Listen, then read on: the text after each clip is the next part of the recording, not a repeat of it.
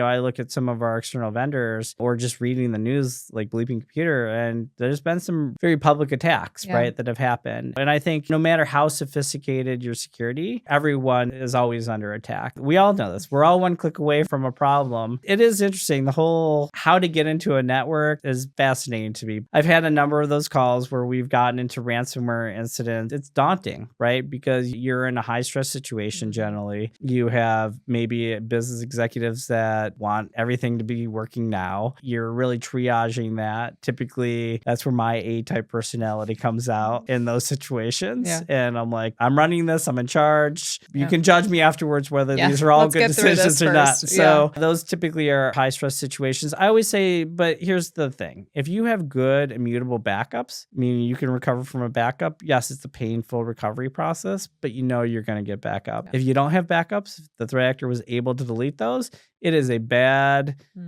life journey for you because now you have the reality of, do I pay? Because if you don't, you have no data or systems, you're going to make probably the life decision to pay. But this is where it gets worse is a lot of those systems aren't coming back up ever again. Right. So if you have large encrypted databases, they'll be non-recoverable, meaning whatever was in them is gone. You have large ERPs or anything that is large encrypted, there's a chance it's not coming back, even if you pay and get the code. It's not just the data that you're going to lose. You're going to lose your accounting configuration to your ERP configuration. And so one of the things that I really try to enforce anytime I'm speaking about this is you have to have immutable backups. That's like the final line, that if you have backups, if everything else fails, you'll have to get systems back up. You have to do the forensics. You have to go through and make sure there's no backdoors, make sure those systems are patched before bringing them online. That's a tedious job, but you have to have immutable backups.